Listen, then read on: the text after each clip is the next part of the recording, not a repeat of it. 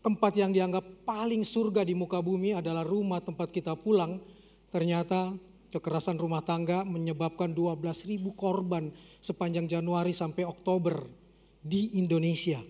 2 jam kita berkumpul di sini, ada 3 perempuan mengalami kekerasan seksual.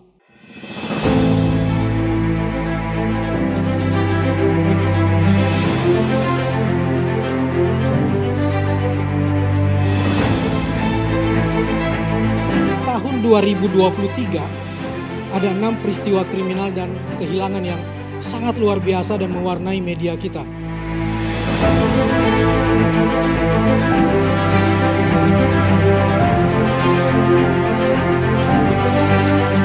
Selamat malam. Enak betul jadi Radit tampil berdua malam ini. Sementara saya harus tampil 2 kali. Perkenalkan, saya Bante Dira.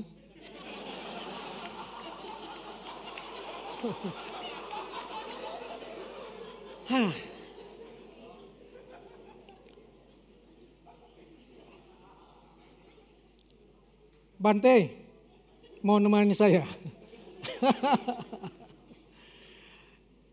Kalau tahu usia saya, tahun kelahiran saya, udah jelas saya bukan bagian dari kalian. Saya lahir tahun 1965, kaget karena ada peristiwa G30 SPKI. Dan di Sulawesi Selatan saat itu ketika saya lahir, saya tanya ke ibu saya, masih ingat tahun kelahiran saya? Oh iya, waktu itu pengganyangan Cina. Adik saya 67 lahir, ibu saya selalu mengingat itu pengganyangan gereja. Yang diingat selalu moment of truth yang tidak truth. 1965 saya harus berbicara di depan kalian yang mungkin seusia anak saya yang lahir tahun 93, Gen Y, anak pertama. Anak kedua, anak ketiga saya Gen Z, Gen Z. Cucu saya Gen Alpha. Saya udah punya cucu. Teman saya berbagi buku di gudang buku saya. Dan mungkin saja ketika saya kuliah di Kriminologi Universitas Indonesia tahun 1984, Bapak Ibu Anda pun belum bertemu kan? Apalagi dilahirkan. Saya di Kriminologi tahun 1984 memilih jurusan Kriminologi karena Bapak saya mencita-citakan saya menjadi detektif. Demi memenuhi kehendak Bapak untuk menjadi detektif karena Bapak saya senang dengan serial Tintin. Cuma saya nggak punya jambul, itu aja yang membedakan. Dan karena saya dari kriminologi, saya akan memulai cerita saya dari basis saya sebagai mahasiswa kriminologi yang 2 tahun hidup bersama para pelacur lesbian dalam skripsi saya trafficking tentang perdagangan manusia. Dan sejak itu saya selalu tertarik dengan dunia kriminal. Dan setiap tahun saya memantau perkembangan kriminalitas di Indonesia. Tahun 2023 ada 6 peristiwa kriminal dan kehilangan yang sangat luar biasa dan mewarnai media kita. Januari April Indonesia diwarnai oleh serial killer Wawon CS dan Tohari di Bekasi, Cianjur dan di Banjarnegara. Korban-korbannya 6-9 orang, bahkan anaknya sendiri dikuburkan. Hanya karena anak-anak ini, orang-orang ini, korban-korban ini ingin uangnya berjalan dengan sendirinya, bekerja dengan sendirinya dan dia tenang di rumah. Dan orang-orang seperti Wawon CS mengatakan dia mampu menggandakan uang. Begitu diminta yang dilakukan adalah pembunuhan. Ini peristiwa pertama di 2023 yang menghentak Indonesia. Peristiwa kedua dan ketiga, ribuan korban mengalaminya. Mungkin ada di antara kita. Pinjol, pinjaman online, ribuan korban dan ribuan pelaku. Yang ketiga berdempetan dengan pinjol adalah judol, judi online. Bermiliar-miliar uang ditahan sekarang, rekening diblokir, entitas-entitas pemberi pinjaman juga ditutup. 3 itu yang menjadi berat. Yang keempat, seperti skripsi saya, tindak pidana perdagangan orang. Ponakan saya hampir menjadi korban di Kamboja. Kalau saja tidak ada berita tentang penangkapan orang-orang Indonesia yang akan berangkat ke sana dan kemudian pulang sudah dengan 1 ginjal, mungkin ponakan saya pun berangkat ke sana. Yang kelima, tempat yang dianggap paling surga di muka bumi adalah rumah tempat kita pulang. Ternyata kekerasan rumah tangga menyebabkan 12.000 korban sepanjang Januari sampai Oktober di Indonesia. 2 jam kita berkumpul di sini, ada 3 perempuan mengalami kekerasan seksual. 2 jam kita di sini. Anda dari tadi sudah berapa jam? Kalikan saja. Dan orang-orang kadang dengan tenang mengatakan ini karena Rockmini. Oke, di kampung saya di Sulawesi Selatan ada bayi 8 bulan sedang disusui oleh ibunya tiba-tiba hilang. Ditemukan sudah terikat di perahu dan telah diperkosa. Bayi NF. Anda mau bilang karena Rockmini? Bukan karena Rockmini perkosaan, tapi karena otak mini pelakunya. Dan yang keenam, dari Januari sampai Oktober 2023 ada 971 orang Indonesia yang terdata menghilangkan nyawanya sendiri, bunuh diri. Artinya setiap hari ada 3 anak Indonesia meninggal karena bunuh diri. Berita terakhir beberapa hari lalu, seorang anak SD di Jawa Tengah atau Jawa Timur juga dikabarkan mengakhiri hidupnya dengan bunuh diri. Apa yang ingin saya sampaikan dengan catatan kriminal saya dan catatan kehilangan? Karena buat saya bunuh diri adalah wilayah abu-abu, belum tentu kriminal. Tapi kehilangan sudah pasti. Saya ingin mengatakan mulai hari ini, mari adik-adikku semua, teman-teman saya semua yang muda-muda ini untuk keluar dari belenggu penjara pemikiran paradoks tua muda. Yang tua pasti bijak, yang muda tidak lebih bijak. Yang tua pasti benar, yang muda salah. Belum apa-apa sudah kena mental, anak muda bisa apa? Kasih catatan ya, saya tidak sedang berkampanye hari ini. Karena itu tidak mewakili anak muda Indonesia. Jadi itu catatan saya. Saya cuma ingin mengatakan, mari keluar dari paradoks seperti itu. Di semua peristiwa yang saya ceritakan tadi, pelakunya bisa tua, bisa muda. Wawon 60, Tohari 48. Siapa yang bilang orang tua lebih bijak? Siapa yang bilang orang tua lebih bijak tapi kemudian memperkosa anaknya beberapa hari lalu? Saya bertemu dengan anak kecil umur 8 tahun, 9 tahun di sebuah rumah susun. Saya bertanya kepada dia, "Nak, cita-citamu apa?" "Sekolah ke luar negeri, Kang." Saya memeluk anak itu dan saya meneteskan air mata melihat, oh anak sekecil ini sudah membayangkan akan sekolah ke luar negeri. Begitu acara selesai saya panggil ke pojok, "Kenapa kamu ingin sekolah ke luar negeri?" "Karena setiap hari saya diperkosa bapak saya. Dan diintip oleh adik saya, oleh kakak saya. Bapak saya pergi, kakak saya melakukan. Ibumu tidak tahu? Tahu. Kenapa nggak dilaporkan?" "Ibu cuma bilang satu. Kalau bapak mau dilaporkan, siapa yang menghidupi kami?" Anda masih tetap mau bilang orang tua lebih bijak dari anak-anak? Mari sama-sama untuk keluar dari paradoks seperti ini bahwa tua lebih hebat, muda lebih gerasa gerusu, lebih tidak siap menghadapi segala situasi. Kita keluar dari hal tersebut. Ketika saya diterima di UI, pertanyaan pertama dari ibu saya yang asli orang Makassar adalah, jangan sampai kamu menikah dengan orang yang lebih kaya dan lebih ningrat, karena itu akan merendahkan kamu sebagai laki-laki Makassar. Ternyata saya mendapatkan perempuan seperti yang tidak dibolehkan, dan toh dari tahun 92 sampai hari ini saya tetap bisa tidur bersama dengan dia walaupun dia PKS dan saya bukan.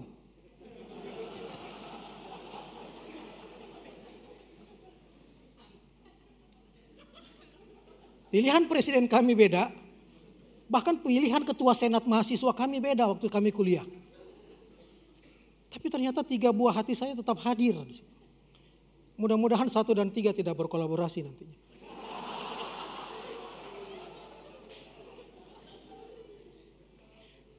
Titik yang paling saya ingin lihat adalah soal bunuh diri. Hukum universal mengatakan lanjutkan kehidupan, perjuangkan kehidupan, jangan hentikan kehidupan. Tapi kenapa ada orang yang bunuh diri? Saya cuma ingin mengatakan bahwa tidak ada hak kita untuk menghakimi mereka. Karena kita tidak tahu apa-apa yang ada di latar belakang peristiwa tersebut. Yang harus kita pikirkan adalah kalau saya harus melanjutkan kehidupan yang seperti apa?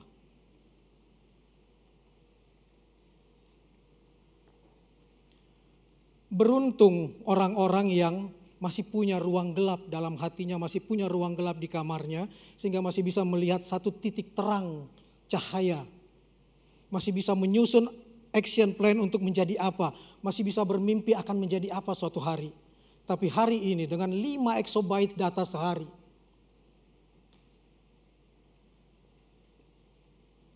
cahayanya sangat banyak. Saking banyaknya, dia tidak memberi jalan tapi justru menyilaukan. Itu seperti saya sedang nyetir di jalan tol, tiba-tiba ada 14 mobil polisi dengan rotator dan dengan lampu yang menyala-nyala yang bukannya membuat kita sampai ke tujuan, tabrakan iya. Dengan lampu yang sangat bersinar. Orang-orang seperti ini ada di media sosial kita hari ini. Terus-menerus kita dihantam dengan peristiwa bahwa cita-cita semua orang adalah menjadi sultan tanpa pernah tahu apa prosesnya. Dan luar biasa kita dihajar di sana seolah-olah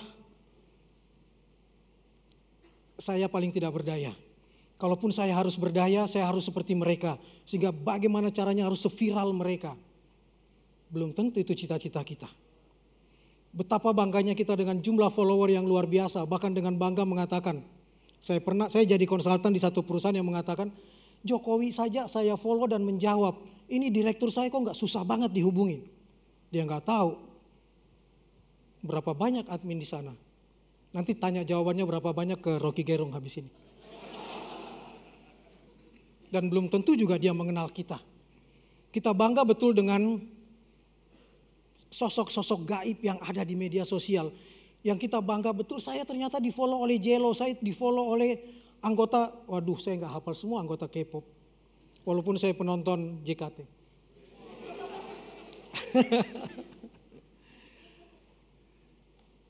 Lalu apa untungnya kalau di follow oleh mereka? Yang ada adalah tekanan luar biasa, kita dapat sinyal yang sangat luar biasa dan kita tidak tahu lagi mana arah, mana jalan pulang, mana arah yang benar. Bahkan kita lebih buta dari orang buta. Mungkin kita akan menertawai orang buta yang berjalan di malam gelap dan membawa obor. Dan mungkin kita ketawa, apa gunanya obor buat orang buta kan? Tapi orang buta yang bijak akan mengatakan, ya saya bawa obor. Supaya kalau kamu yang punya mata menghadapi kegelapan bisa melihat jalan karena obor saya. Tapi apa gunanya obor buat kamu? Karena kamu melihat obor saya dan melihat saya, maka kamu tidak menabrak saya. Orang buta seperti itu pun masih tahu mana cahaya. Tapi anak-anak sekarang, jangan cuma anak-anak, orang tua sekalipun. Saya hampir tiap hari lihat dashboard, berapa banyak yang follow, berapa banyak yang unfollow. Gara-gara memunculkan acara saya dengan Rocky Gerung tadi malam ditayangkan, follower saya berkurang 50. Hari ini habis saya ngomong, Rocky Gerung lagi bicara, saya curiga 500 follower saya hilang. Anda bayangin gak betapa beratnya hidup kita hari ini tergantung pada jumlah follower. Dan itu yang menghantam, itu yang membuat orang depresi, yang membuat orang psikosis, yang membuat orang kemudian tidak lagi tahu mana imajinasi, mana fakta. Saya mengajar di SD, saya bertemu dengan seorang anak kecil yang ketika selesai libur saya tanyakan, "Nak, tadi cerita apa di kelas?" Buat saya ini kesalahan guru. Semua anak disuruh bercerita selama liburan kemana. Dan semua bercerita tentang perjalanannya ke luar negeri. Dan anak ini ikut bercerita tentang perjalanannya ke Finlandia. Dan dia bisa menggambarkan Finlandia dengan luar biasa. Dan tidak ada salahnya. Dan ketika anaknya, ibunya menjemput, kami mendekati ibunya. Kemarin jalan bareng dia ya ke Finland. Apa kata ibunya? Anak saya libur di rumah neneknya. Tidak ke Finland. Baru kami tahu anak sekecil itu malu karena teman-temannya semua bercerita dia ke luar negeri sementara dia ke rumah neneknya di Sumedang. Apa yang bisa saya ceritakan tentang Sumedang selain satu? Tahu semua kan? Bayangin gak, anak sekecil itu saja harus berbohong untuk mengatakan supaya dia tetap diterima oleh lingkungannya. Kondisi inilah yang membahayakan menurut saya dan ini angka. Datanglah ke Rumah Sakit Jiwa Jawa Barat, Bandung. Lihat pasien-pasiennya. Rata-rata anak kecil. Saya bertanya pada salah satu anak kecil, berapa jam kamu pegang handphone? 8 jam sehari. Padahal memegang handphone lebih dari 2 jam 30 menit itu adalah tanda-tanda orang yang akan mengalami gangguan jiwa. 100% di sini?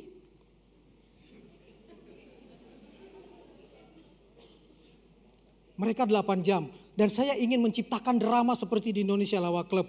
Berapa menit kamu pegang tangan ibumu? Ya kalau mau minta pulsa atau mau berangkat sekolah cium tangan.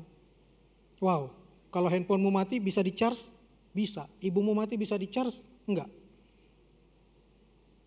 Lalu kenapa kamu lebih banyak tetap memegang handphone? Saya 8 jam mas, tapi ibu saya 12 jam.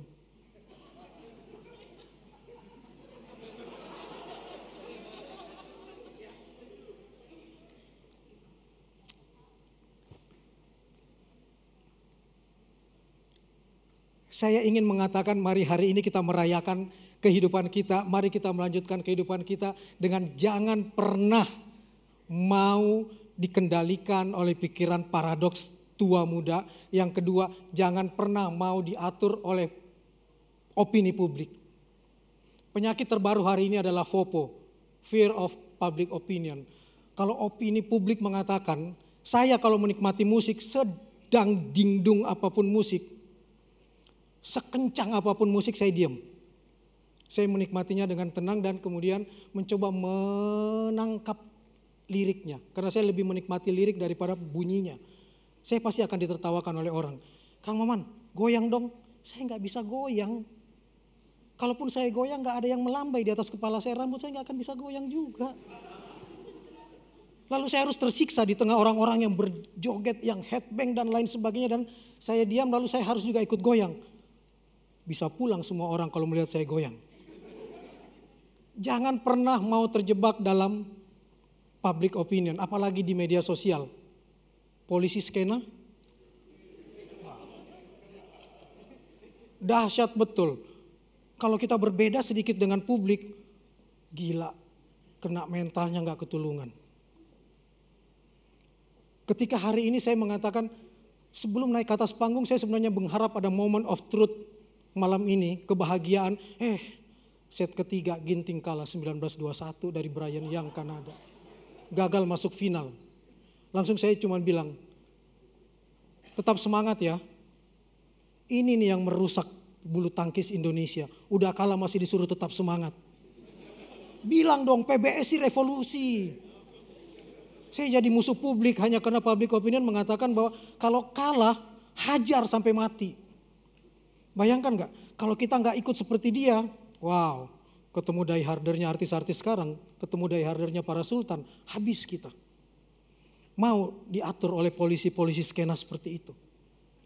Belum pengkerdilan, infantilisasi. Kalimat-kalimat anak kecil bisa apa, anak muda bisa apa. Ini yang paling memukul anak-anak yang menyebabkan depresi, yang menyebabkan psikosis, adalah tekanan-tekanan seperti itu. Kita nggak pernah lagi bisa merayakan hal tersebut. Angka ini terus-menerus menghajar Indonesia, sehingga kita kemudian betul-betul harus sesuai dengan keinginan publik.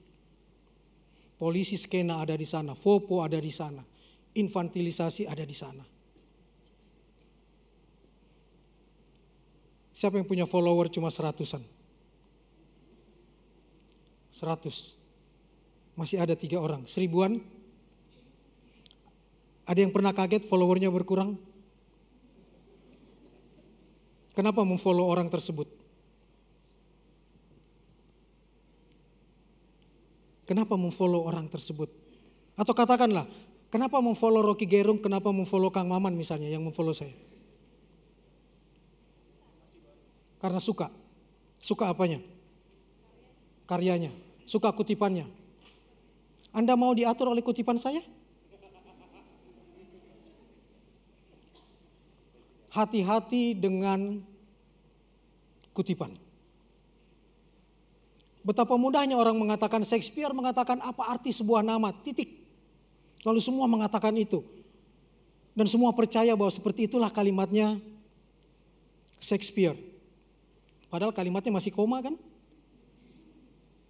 Bahkan mawar sekalipun kalau namanya diubah, kalau dia wangi, dia tetap wangi saja. Tapi kita sudah berhenti di situ. Sehingga gara-gara nama saja seperti itu, saya terlahir dengan nama M. Suherman. Dan itu maksudnya Muhammad Suherman. Ketika pindah ke Sumedang, M. Suherman ketika pembagian ijazah, guru saya dengan sadisnya memanggil saya Maman Suherman. Karena mengira saya orang Sunda. Dan selalu mengatakan orang Sunda itu namanya nge-rap seperti Cecep Gorbacep. Merepotkan buat saya karena saya harus pulang ke Makassar untuk mengatakan yang bernama M. Suherman itu adalah Maman Suherman. Atau mungkin itu cara Tuhan untuk mengatakan kamu belum pantas membawa nama besar itu. Dan karena lebih asik disebut Kang Maman gitu ya. Saya gak mau melanjutkan, takut kena polisi skena.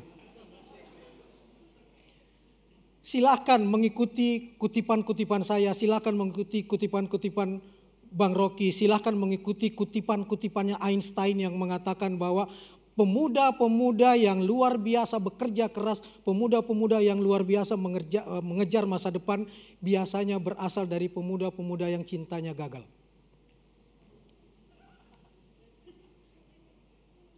Kalau itu memang Anda rasakan dan Anda bahagia dengan kutipan itu, silahkan pakai. Tapi kalau sekedar ingin gagah-gagahan, kenapa Anda diatur oleh kutipan orang lain?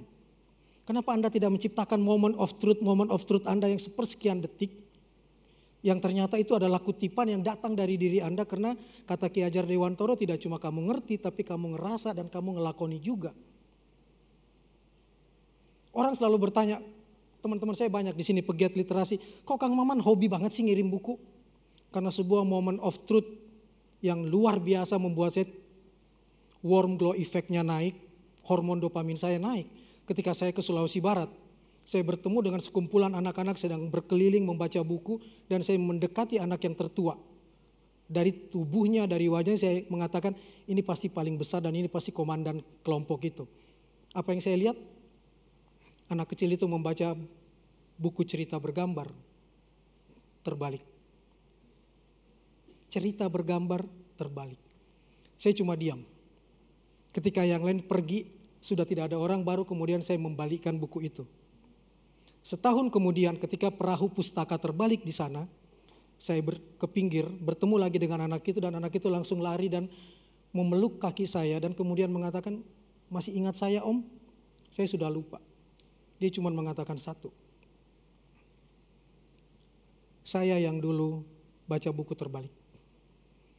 Tapi karena Om tidak menghina saya, tidak mempermalukan saya di depan orang, saya bertekad suatu hari nanti saya harus bisa membaca dan membuat puisi dan saya akan bacakan di depan Om. Dan hari ini saya ingin baca puisi itu.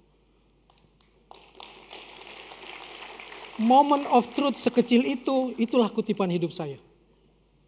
Hanya memberi satu buku. Ketika perahu Karaeng Patingaloang di Sulawesi Barat terbalik, saya ada dalam perut perahu tersebut. Hampir 10 menit saya di dalam, tidak ditemukan tapi kemudian berhasil diselamatkan. Saya melihat bukan cuma saya yang diselamatkan, tapi ratusan buku yang ada di sana dijaring dan dipinggirkan. Semua orang keluar yang tidak mengenal saya, menyetrika buku tersebut, mengeluarkan hair dryer untuk mengeringkan buku tersebut, sesuatu benda yang tidak pernah saya pakai seumur hidup. Tapi buku itu memakai. Ada satu buku yang kemudian lembar per lembarnya, kebetulan bukunya berjudul Laskar Pelangi waktu itu. Dan saya mengatakan, enggak usahlah capek-capek, nanti saya kirim lagi buku ke sana, ke pulau itu. Apa kata orang tersebut? Bagi kamu murah Man, tapi bagi orang di seberang sana, buku adalah emas, harus sampai ke sana. Moment of truth sekecil ini mari kita ciptakan dan itu jadi kutipan hidup Anda, bukan dari kutipan orang lain. Apalagi kalau itu ternyata hanya sekedar gagah-gagahan. Anda masih mengenal dan mengingat almarhum Olga? Orang terbaik salah satunya yang saya kenal. Dan ternyata bukan cuma saya sendiri. Bayangkan seorang anak kecil sedang casting ke stasiun televisi, lalu kemudian melihat Olga sebagai idolanya, dan kemudian ingin berfoto, lalu manajernya menahan, Olga lagi capek, jangan berfoto dulu, dia ingin istirahat. Anak itu menangis, hendak menangis jalan, lalu kemudian Olga mendengar dan memanggil anak itu, ayo foto bersama saya dek. Dan moment of truth 30 second itu diingat terus sama orang tersebut, dan anak kecil itu adalah Prilly Latukonsina hari ini. Yang mengatakan kalau bukan karena peristiwa itu saya mungkin bukan seperti sekarang dan mau menjadi artis juga. Karena pasti di dalam kepala saya semua artis sombong, semua artis arogan dan tidak punya kepedulian kepada sesama. Kutipan-kutipan sederhana itulah yang saya harap keluar dari teman-teman. Anda yang menciptakan. Jangan percaya dengan kata-kata saya juga hanya mengumpulkan dari para pembicara kalau di Indonesia Lawak Club. Saya cuma menyatukan dengan apa yang saya baca. Jadi saya ingin mengatakan, mari kita rayakan tersebut dengan keluar dari polisi skena, keluar dari pengkerdilan, keluar dari public opinion, jadi diri kita sendiri itu menjadi sesuatu yang menarik. Persoalan guncangan, persoalan hantaman. Kita ini seperti hidup di dalam cawan raksasa yang bernama bumi, yang semua orang diguncang-guncang kok. Nggak ada orang yang tidak terkena guncangan di dalam cawan bernama bumi ini. Persoalannya cuma satu. Saya diajarkan oleh sahabat saya yang baru saja mendapat penghargaan, Ramon Magsaysay. Ada yang ingat? Yang baru mendapatkan Ramon Magsaysay dari Watchdog. Dandi Laksono. Dia cuma mengatakan bahwa betapa banyak keperihan yang saya hadapi di negeri ini. Tapi saya mengubah hate itu menjadi knowledge. Saya mengubah kebencian itu menjadi pengetahuan. Ini yang menarik. Ini yang membuat saudara-saudara saya mungkin kalau mendengar kalimat ini, seberuntung saya bisa bertemu dengan Dandi, mungkin tidak ingin mengakhiri hidupnya. Buku penulis Italia ini yang menginspirasi saya bahwa ayo kita jadi diri kita sendiri. Pergilah kemana hatimu membawa. Pertanyaan saya cuma satu. Anda sibuk memfollow orang lain. Pernah nggak kalian memfollow diri Anda sendiri? Pernah nggak kalian memfollow hati nurani Anda sendiri? Ini bukan kalimat orang tua. Saya ingin capai kalimat anak muda juga. Sama kan? Perempuan tadi lahir di Italia 57. Anak-anak ini mungkin seperti Anda umurnya sama impiannya. Jangan terjebak dalam mimpi orang lain. Beliau baru meninggal, beliau guru saya. Kalimatnya bagus betul buat saya. Semua orang di sini punya dorongan spiritual, punya dorongan religius saya percaya. Tapi yakini bahwa ibadah-ibadah itu adalah latihan-latihan.